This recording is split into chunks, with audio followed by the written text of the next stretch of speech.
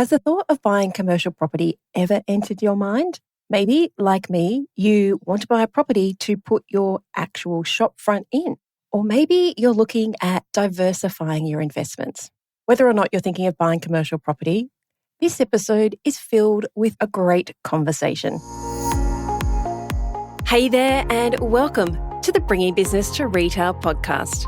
If you're looking to get more sales, more customers, master your marketing, and ultimately take control of your retail or e-commerce business, then you're in the right place.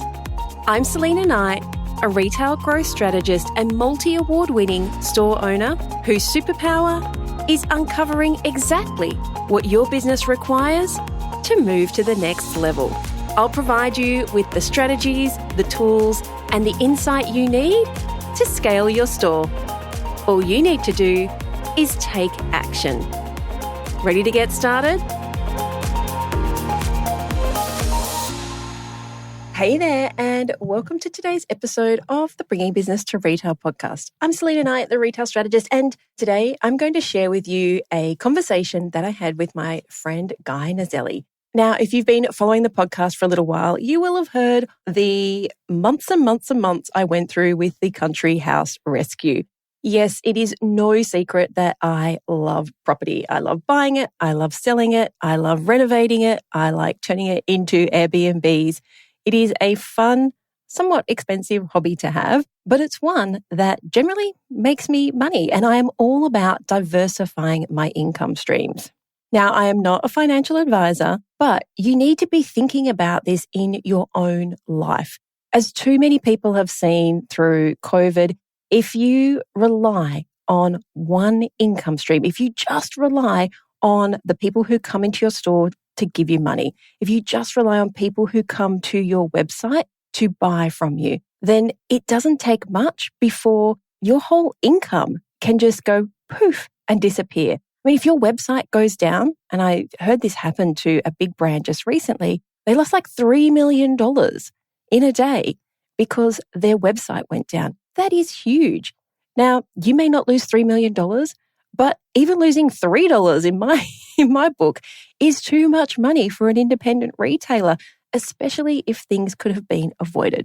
And so it is why I am so passionate about you bringing in income to your life and through your business in different ways. It is all about mitigating risk. Or as I like to say, don't put all your money in one basket. So in my property portfolio, I do have one commercial property, or we do have one. My husband and I have one commercial property, and that is that first bricks and mortar business that I ever put my store into.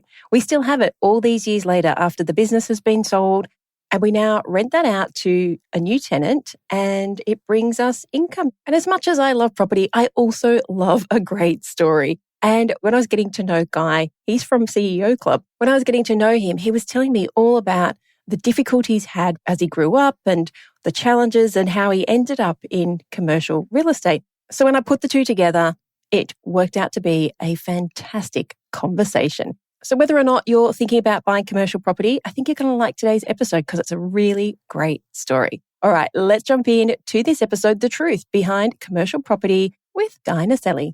Hey there, Guy. Thanks so much for joining us. You're welcome. Thanks for having me, Selena. Now, I bought my shop when I decided to take myself offline back in 2008, 2009. I started my business online, mostly in selling in forums because that's how old the internet is and that's how long I've been in the game. But when we decided to open a bricks and mortar store, what I found was that for us, it was way cheaper to buy premises than it was to lease. So for example, these may not be the exact numbers, but I think I was paying like $1,000 a month to buy the property. But if I was going to rent the property, it was $4,000 a month. So it kind of seemed like a no-brainer for me to just invest in the property and pay my mortgage instead of paying rent to somebody else. And I still have that property, and we currently rent it out to somebody else after we sold the business. But I wanted to talk to you today all about commercial property because if people have been listening for a while, they know that I love property, but mostly I have residential property. I love fixing it up. I love renting it out. I love selling it off. So today I want to delve a little bit more into the commercial property industry. Fantastic. And you've come to the right place because you're right. The perception historically has been residential. People know and feel it. Obviously, people live in homes, so it's certainly the go-to. But I think more than ever now, commercial property has become something that people are not scared of and love to dip their toe in the water. So, happy to answer any questions. All right. So, fun fact, I don't know if you know this about me either, and listeners probably don't, but I was actually a buyer's agent. That's how much I love property. I was a part-time buyer's agent for a couple of years until, and this was in the residential property market, until I realized I freaking hate working on the weekends. And that is when all the work is to be done. So needless to say, I didn't actually last very long as a buyer's agent. I hear you. Well, commercial property, I'm guessing that there's not an awful lot of Saturday work, right? The phone's always on, but you're right. It's predominantly Monday to Friday. And that was one of the reasons why, a bit like yourself, I was in the resi market for many years and figured, hang on, I want my Saturdays and Sundays back. So, pivoted to commercial real estate and never looked back. So, I hear you loud and clear. Okay, so I kind of got the property bug when I was, I'm going to say very, very early 20s, because nobody in my family had ever owned their own home. And I had to leave home when I was quite young. I was 14, so I was always paying my own way. And my big goal was to buy my first property. And I did that, I think, when I was like 20, 21. And it's one of those ones where you think, I should have held on to that because it's now worth a lot of money in the eastern suburbs of Sydney. But anyway, I've moved on and I've moved up. That was my driving force to get into the whole real estate game. Tell me how you ended up in the real estate game. Yeah, it's an interesting journey. Coming from a European background, property's never too far from the family and from what I grew and obviously learnt as a child. So Dad was in the construction industry. I always knew I wanted to get into property per se, but I never thought real estate. So my love of property was first initiated when we had an extension. An architect came to our place and I saw he was drawing and detailing this future renovation. I thought, that looks interesting. So my wish at the time was to always be an architect. I never got into it, but through high school and eventually in my later years of education, got into engineering. So I figured if I can't design them, I'll make sure that they stand up. So engineering was where it took me to, and I got involved in construction engineering. I was fortunate enough to work with one of the leading construction companies here in Melbourne, looking after contracts. And from there my property journey began. And it's deviated a couple of times along the way, but I've got to run my own agency, which specialises in commercial now. It wasn't all smooth sailing, was it? No, it wasn't. Your whole foray, even into Australia, kind of was a little bit rocky to begin with. Yeah, you're right. So coming from a European background, my parents are Italian. So growing up, for the best part of all my earlier years, I literally spoke Italian at home. Dad spoke very little, still does, very little English. Mum, whilst had some education here, off the boat, first generation immigrants. So up until primary school, I literally spoke Italian, and it was only until I got to primary school and I looked at some of my fellow classmates talking this weird language called English. So I thought, okay, there is something more to it than what I'm currently speaking. Do you remember as a child thinking, were you scared in that situation? I can just imagine if I was put into a brand new environment where I didn't speak the language. And sometimes you feel this when you travel overseas and you get off the plane in an airport and nobody is speaking the language. It can feel very overwhelming. Yeah, you're right. You're spot on. I mean, I'm Aussie born and bred, but certainly just coming from that tight-knit family, I really didn't have, I had cousins, but certainly most of it was around the family table was spoken in Italian. So certainly a limited vocabulary growing up, but I sort of put that to rest by the time I got to primary school and hang out with some of my friends. How long did it take you to pick up the English language? Because you sound very Ocker Aussie right now, I have to say. Yeah, absolutely. So it's one of those things. I think it doesn't take long. It's amazing from a language point of view. The first couple of years were probably the most challenging, but by I think grade 1 or 2, I was probably more of an Aussie than I was Italian. So it was a bit of a learning curve. I still recall Mum and Dad and some of my family members still tell me that as a kid I'd sit around with the elderly and talk Italian. Just join adult conversations, which was a bit random from a child. But anyway, yeah, that was my childhood and background into primary school. The concept of you hanging around with the older people having a conversation. My daughter does that too.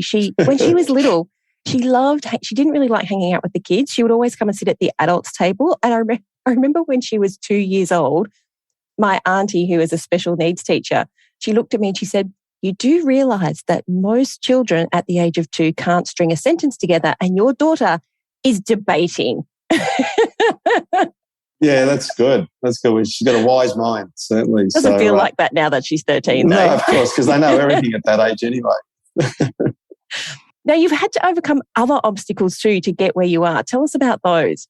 Yeah, speaking of children, so up until recently, we've identified my eldest daughter's got dyslexia and dyscalculia. But going back through my childhood, I mean, there was things that came natural, but there was some part of my learnings that didn't. And yeah, coming from a European background, I didn't make too much sense of it or think too much about it. I just accepted it. But that's what it was. But it's only recently been discovered that as my daughter's got dyslexia, that some of those things that I was finding as challenges, some basic, wordsmith and English literature that I thought, why is this so hard? So we've been able to point it out that I must have had some form of dyslexia growing up, but just never identified it. I just brushed it aside as coming from a European background that was quite normal. So, and there's things and little triggers that I still remember a lecturer that would explain things, on a whiteboard, but it was just full of circles and a couple of diagrams that interconnected, and I got that.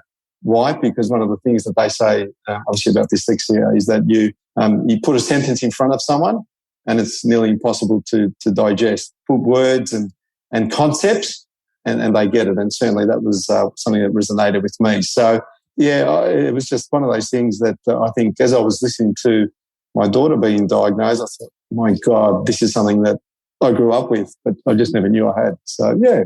I think your attitude towards it is extremely...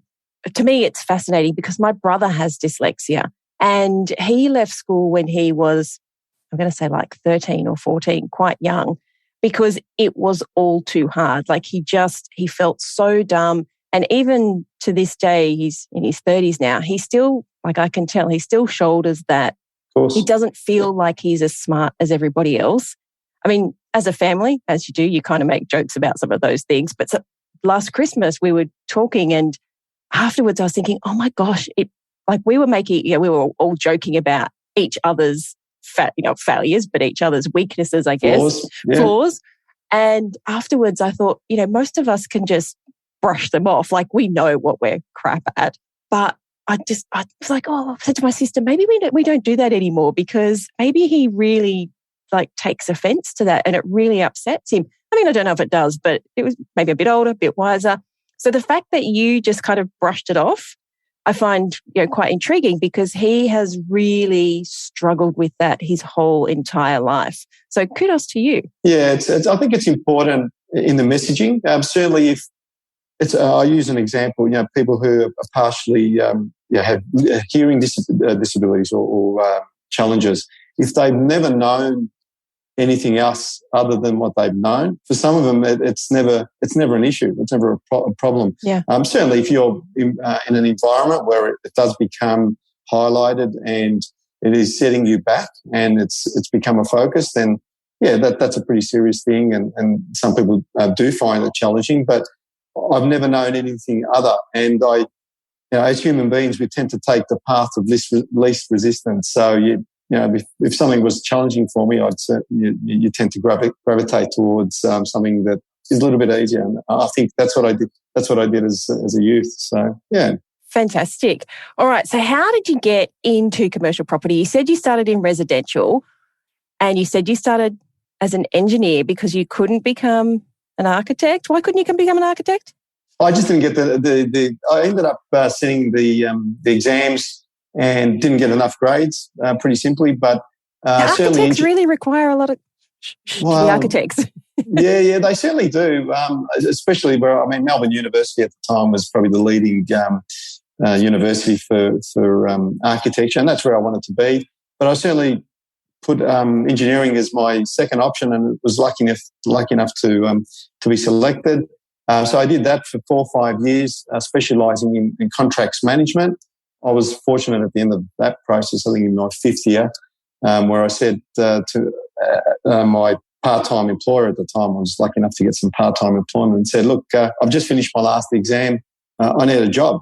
And they said, well, what are you doing Monday? So the rest was history from that point of view. So I worked there for 6, 7 years. It was amazing getting hands-on and looking after.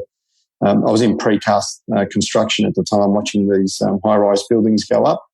And from that point of view, then I knew I wanted to change. Certainly, construction industry was great, but I wanted to do something that was a little bit more personally challenging. And I had an opportunity to work in residential, which I took up. It was a salary paid employment, which, unlike most employers at the time, they were traditionally commission based. But coming from a good salary at the time in engineering, I certainly wasn't going to go on commission based. But yeah, I did, and I was there for 6, 7 years. To this day, that residential agent and company that I worked for was probably my best mentor in terms of I learned most about myself. But also how to deal with human beings and that whole sales process, what works, what doesn't. So that was important. And then from there got into a boutique commercial agency, which was great because I got to roll the sleeves up and really get hands-on on a lot of different assets and aspects of commercial real estate. And then beyond that, I was lucky enough to be appointed by or employed by CBRE here in Melbourne, one of the largest tier 1 agencies going around. And they're amazing. I met some amazing people, learnt some terrific systems and processes, which I've been fortunate enough to now include and adapt to my own company, NSL Property Group, which, we're a couple of years in and flying, which is exciting. Congratulations. I love the diversity there, and that you were able to take big business concepts like CBRE and then implement them in whatever they looked like for your business that was just starting out. But I want to take you back to that job where you talked about the mentor. And when you said that, I thought about how when I first started out as an arborist, and then I moved into contracts management like you did, but I was also a tree preservation officer. And I always say that it was the job that taught me customer experience and customer service, because trees are so emotive.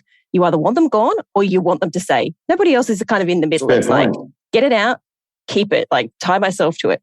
And so sometimes you would go to a property, and this was in the eastern suburbs of Sydney, so views rank very, very highly. You know, someone planted their Christmas tree 30 years ago and now it takes out my view. Of course. Yeah. So trying to explain to somebody, but there's nothing wrong with the tree, but it takes out my view. But you bought the house knowing the tree was there, and the trying to diffuse situations and trying to bring people around to see other conversations. And I had a great mentor at the time as well. And I don't even think he knew that he at the time was a great mentor. He was so gruff and he took no nonsense, and he was, he said, whatever.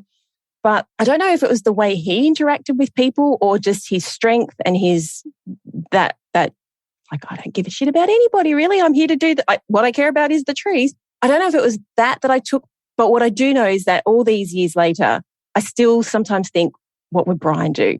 Or I remember that time, and I don't remember any particular pieces of advice that he gave me or anything like that. But he's one of those people, when you think back of your life, they stick out and you remember them and you just go, I really enjoyed hanging around that person for those years in my life. So speaking of your mentor, what makes you all these years later say that they were the mentor?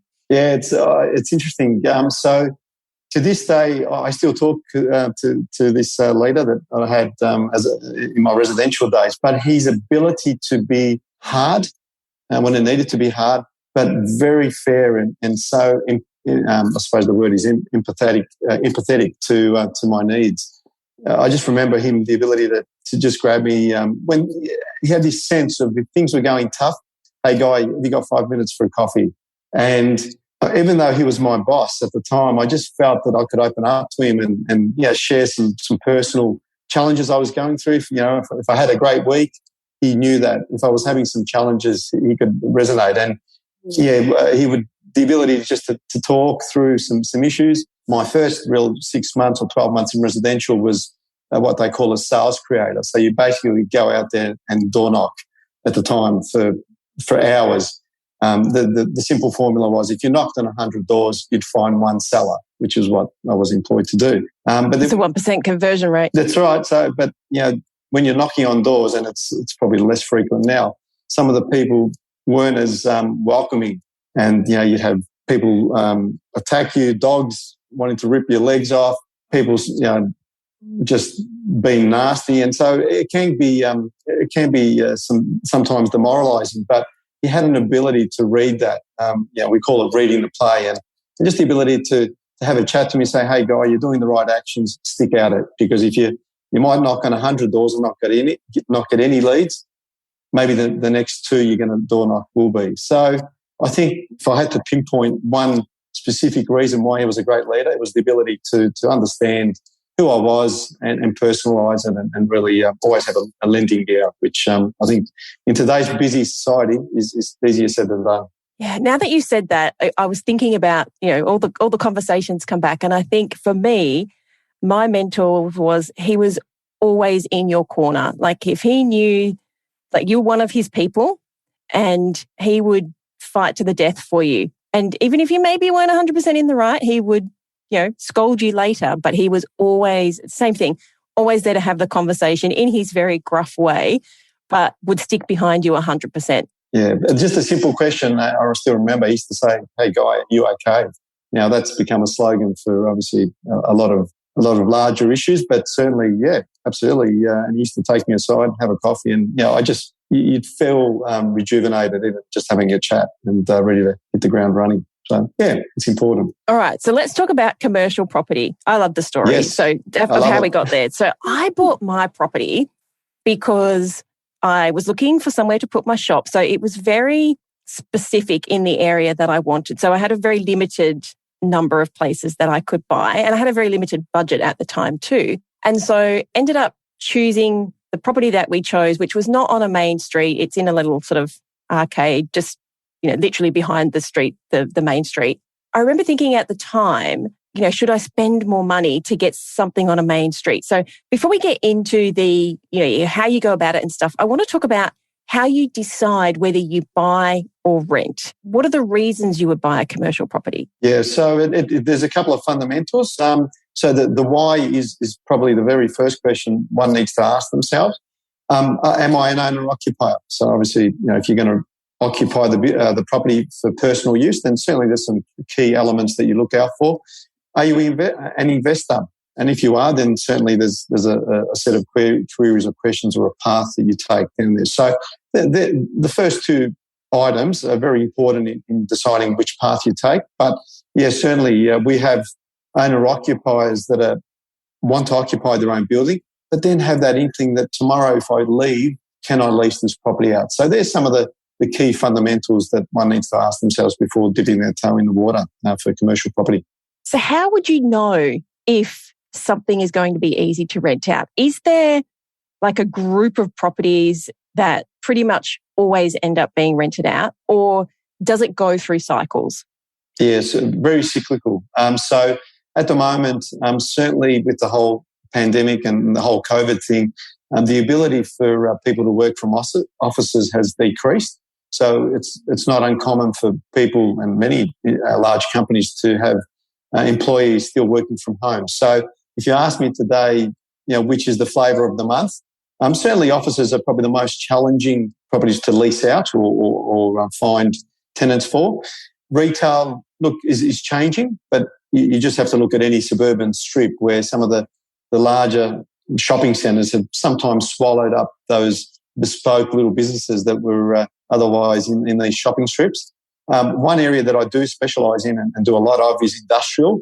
Industrial really at the moment is the flavour of the month. It's the golden boy. You cannot find a warehouse for love, not trust me. I have been looking. Cannot find a warehouse for love nor money. Yeah, absolutely. So, and that's people say, well, why is industrial so, or why is warehousing so popular? Well, it's almost really the perfect storm for industrial at the moment. You've got a lot of businesses who were in traditionally bricks and mortar retail, if you like, and buildings that have reverted to an online presence, but those goods still need to be stored somewhere. So whilst you're not in your main shopping strip, they need a warehouse to be able to supply those goods. So certainly that's why it's become probably on that front. But you've also got, over the whole 2-year period that we've just come out of, a lot of developers weren't building. So they literally put the handbrakes on and said, okay, we're just going to watch and see how long this thing actually goes for. So you've got the old supply and demand scenario where there wasn't a lot of new product being built, but the pent-up demand from people pivoting to an online business has increased. So together, you've just got this whirlwind of demand and requirements for industrial warehousing. And I think also, correct me if I'm wrong, but the whole supply chain issues, what I'm seeing with some of my clients who make their own product is they're manufacturing in bigger lots because the time that it's taking for the manufacturing offshore and then to, on the boat to get it here, they're actually better off wearing that cost in warehousing than they are lost sales because of the delays. Like I've got some clients that are doing 6-month delays on their product, and that's just so much money that they're losing out on. So if they order a bigger amount, sure, there's an upfront cost and there's the opportunity cost because you've had to put that money out and now you're having to pay to store it. But when they've actually factored out their forecasting, it's cheaper for them to do it that way. Well, you're absolutely right. Yes. They've got to store that stuff somewhere. You're entirely correct. So I've got clients now that say, Guy, if you can find me a warehouse, I'll store it and I'll sell it because the demand is there for their product. And we're talking furniture here. One of the other things that we learned through COVID is that we've got this less reliance on overseas imports, where all of a sudden a lot of businesses have become creative, have started to manufacture locally. So they say, Guy, if I can make it and store it, I will sell it because there's enough of a demand out there by consumers. So, yeah, it's a good problem, but certainly it's fueled some pretty strong price growth in that industrial warehousing market. Do you think you need to be, like residential, I sort of feel like for the most part, if you buy somewhere halfway decent, you're going to get some kind of return on investment. It might take 5 years, might take 10 years, might take 15 years, but you know that eventually you're going to get it. Because there's this wave that comes with commercial, do you think it is a much higher risk? Because I think traditionally most investors, like new investors, would think commercial comes with a much higher risk. Yes, look, traditionally it has had that perception of risk. The risk comes about where people see properties lying empty for a long time. So it's the ability, if you buy a property, a residential property that is, and you put it up for lease, you'll see the lines of tenants, prospective tenants. So your vacancy period is going to be a lot less. Where a lot of people and consumers get concerned is that they see these 4 lease boards at the front of a property for months. That can be attributed to a couple of things. One is the landlord's just being greedy and is not willing to meet the commercial market. But the other one is it's about making your investment, call it bulletproof. Now, there's a couple of fundamentals. So I'm always a big believer, anything city fringe, especially here in Melbourne, is as good as it gets. The CBD is the CBD and it's never going to move. And certainly to get into the CBD is a lot harder. But one thing we've learned over COVID again is that we've learned to appreciate and enjoy our own suburban city fringes and where we live. So I'm a big believer that investing in your backyard is always a terrific option. You get to keep an eye on it. You're close to the investment. So one day if you do find a tenant, it's not necessarily in another state or another town and you're sort of removed from the assets. So certainly that's important. I always believe flexibility is important when investing in commercial real estate. So when I say flexibility, so for example, if you're buying a strata, something that's part of a complex, you might be lucky enough to find a good tenant and they'll be there for a little while. But if that tenant ever left and you wanted to develop it, well, it really makes it a little bit harder because you're part of a larger complex. Whereas something that's freestanding gives you that complete autonomy. I'll find a tenant, I might decide to renovate it, or I may decide to develop it down the track and get plans and permits, which our office does a lot with a lot of our vendors. So certainly flexibility is the key to some pretty smart commercial investment. I guess flexibility also, just because I have a property, is that ability to have different types of tenants. So, is it purely offices? Can you have a food business in there because there's grease traps and things like that? Like, what is the spectrum of types of tenants that you can put in there?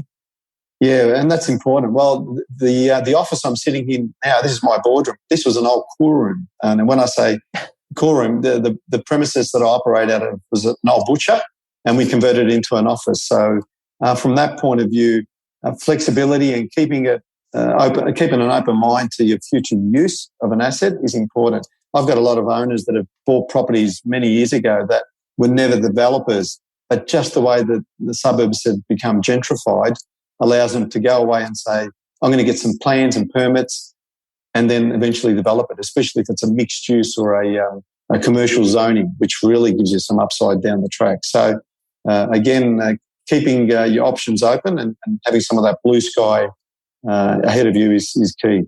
I've noticed that mixed use is becoming much more in vogue. So where there's sort of retail on the bottom and then apartments above. Yes. It was never really a big thing in outer Sydney. Well, not outer Sydney, but, anything past the CBD or very inner west. But now even in our local area, and we live in the suburbs, those are starting to become a much more, I guess, not prolific, but they're starting to pop up a lot more. And I really like that concept. I like the idea that on the ground floor, I can do my shopping, but you're using the airspace above and you're able to create housing for people. So yes. I don't know, maybe I'm a bit strange, but I really love that. And I love I don't know if you've been to like Norton Street in Leichhardt, where the piazza, where they have all the restaurants and around a central courtyard. And then I love that. Yes, it's almost traditionally you either work, so you worked at a premises and you lived somewhere else. What you're describing is where the two are now starting to merge. The flexibility of having a shopping centre downstairs, a gym within your building, concierge or childcare not far. So gone are the days where people wanted to commute 2-3 hours or an hour to work, to and from work. Because by the time you add it up, by the end of the week, that's a big chunk of time where people are sitting in their vehicle where they could be spending time with friends, family, going to the gym, doing their shopping. So certainly the lines between work and living are getting closer. And it should be, I think. So it's important. I think if COVID taught us anything is that we don't like travelling anymore, travelling for work. We like travelling overseas and going on holidays, but we don't like sitting in traffic. Well, that is absolutely correct. And when you add the fact that petrol is now at over $2 a litre here in Melbourne, let's just say that there's a lot of bikes on the bike paths at the moment. So I can understand why. All right. Now, I know that when it came to getting cash to buy a commercial property, it was not as easy. And this was back in 2009, so quite some time ago. It wasn't as easy as it was to get with residential property. Has that changed? The commercial? Yeah. Yeah, absolutely. So lenders have become a little bit more open-minded, and the lending requirements and borrowing was traditionally pretty tough, especially if you're a first-time investor. But people understand now the product better. I mean, I'll give you an example. Traditionally, purchasing off the plan was only allocated to residential, whereas now, I mean, I've got a number of projects where the developer hasn't started on site, but we're selling the project. We're 65% sold off the plan. So that education piece has grown for not only the end consumer and purchaser, but financial institutions and banks are saying, hey, guess what? This is a real product and we're prepared to back it and lend against it. So in short, it's getting better. Still a lot of room to improve, but it's certainly coming to the party. I guess banks are so risk averse that you have to be thinking, if a bank is prepared to sell off the plan for commercial, we are not financial advisors. So if you're listening to this is not financial advice. But the thinking would be it is not as risky as potentially what we've thought of in the past. Yeah, and that's because we've become more educated in this field as consumers. I know of real case studies at the moment. I've got one where the properties are about to settle, where some of the owners who purchased off the plan have just put down a 10% deposit.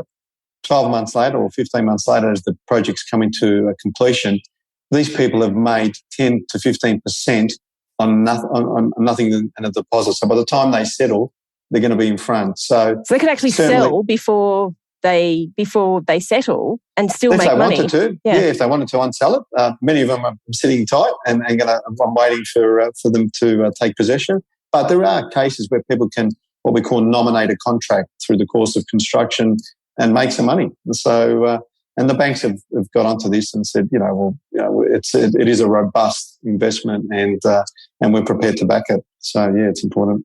What advice do you give to people who are just starting out in the commercial sector, whether it is owner, occupier or investor? So I was going to say, what do you say to them? Like, what's your advice to them? Or what do you wish they would know?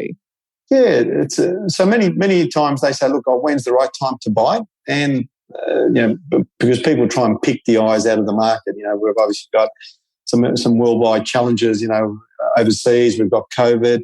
I still remember some clients that said to me back 20 years ago that I'm going to wait until the GST comes in to buy because the price is going to drop. Well, they're certainly not correct there. But the reality is the right time is when you can afford to. Certainly a deposit is critical. I always believe in buying an asset that is flexible, like we spoke about, and it's about entry level. Sometimes I have people say, look, I can spend $1 million and I want to get into the market. And I often say to them, well, why don't you look at something that's probably a little bit more affordable and maybe look at diversifying? Because as a first-time investor, we're all risk adverse. And if you buy one property and that property is vacant, well, you might feel the pinch in your back pocket. But if you buy two at $500,000, you're mitigating your risk a bit. Diversifying, yeah. Yeah, that's right. So all of a sudden, if one of them becomes vacant, hey, I've got an income in the other one. So spreading the risk, I suppose, is my key message for first-time investors. You just said that, and I was thinking, I used to work with this guy, and he used to buy car spaces in the city for like $20,000. Those same car spaces are now like $200,000. But he'd just be like, oh, yeah, I bought a car space in the city, $24,000. Who buys a car space? Yeah, and you find that the returns on those things are pretty good. Well, that's what he would say. He would just keep buying them because you would rent them because they were in the CBD. I think this was many, like 20-something years ago. Even back then, he was paying $25,000, but he was renting them out for $150 a week. Yeah, absolutely. And look, the nature of so you make a valid point there, but sometimes some of these smaller investments actually come with a tenant in place, so that that element of the investment or the risk can be taken out if you're buying something that what we call as a going concern. The banks love it, so your lending is going to be more favourable, but also you hit the ground running from day one with a rental payment. So you're not sweating on that first tenant, which is important. I know that I could probably talk about property with you for the whole day. Commercial property, residential property. I'm happy to as well. Yeah. But I think it's probably a great time to wrap up there. If people are thinking about investing in commercial property, or they've got some more questions about the whole entire process, whether it's on the plan, off the plan, tenanted, offices, where can they find you? Absolutely. So I'm happy to share my, so the company's NSL Property Group. My email address is just my name, guy.naselli @NSL Property Group. And reach out via phone, text. Look, happy to have a chat. No obligation, obviously, from that point of view. And happy to help, because if I can get a couple of those listeners dabbling into commercial real estate, some of those flaws and fallacies and myths, I suppose, that people are scared of will be quickly dispelled. So absolutely, happy to have a chat. Cool, Guy. Thank you so much. You're welcome. Have a great day. So that's a wrap. I'd love to hear what insight you've gotten from this episode and how you're going to put it into action. If you're a social kind of person, follow me at @TheSelinaKnight and make sure to leave a comment and let me know. And if this episode made you think a little bit differently, or gave you some inspiration, or perhaps gave you the kick that you needed to take action, then please take a couple of minutes to leave me a review on your platform of choice. Because the more reviews the show gets, the more independent retail and e-commerce stores just like yours that we can help to scale. And when that happens, it's a win for you, a win for your community, and a win for your customers. I'll see you on the next episode.